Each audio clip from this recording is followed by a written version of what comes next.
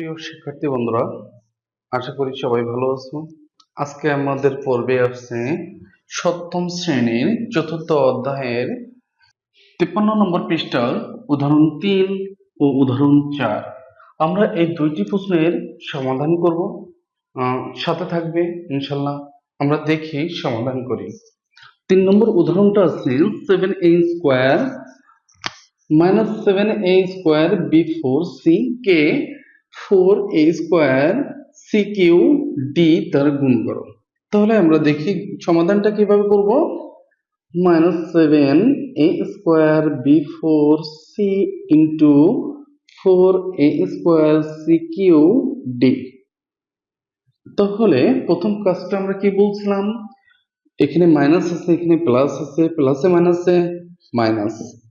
এখন আমরা দেখি সংখ্যা সহ কি আছে 7 এবং 4। 7 এবং 4 যদি আমরা গুণ করি তাহলে কি পাচ্ছি, 4 7 28, 28 a স্কয়ার। আর a স্কয়ার যদি আমরা গুণ করি a 4, এর পাওয়ার 2 আর 2, 2 আর 2 4 হয়।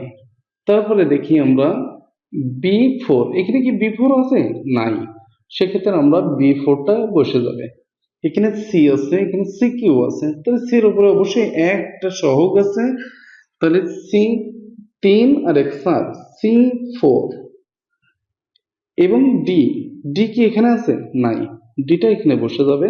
অর্থাৎ এটা হচ্ছে আমাদের answer.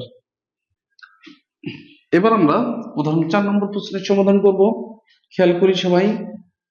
Minus 5a Q B C Q কে কত দিয়ে গুণ করব?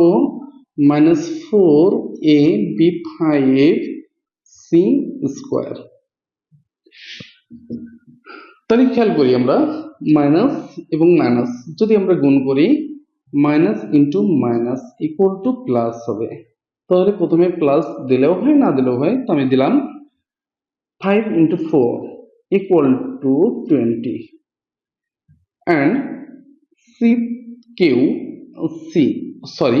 a কিউ a যদি আমরা গুণ করি তাহলে কি পাবো?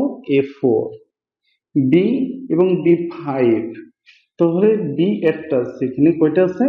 একটা বি আছে এবং এখানে 5টা বি আছে, তাহলে আমাদের কি হচ্ছে বি 6, সি 3 এবং 2, তাহলে সি 3 আর 2 কত হলো?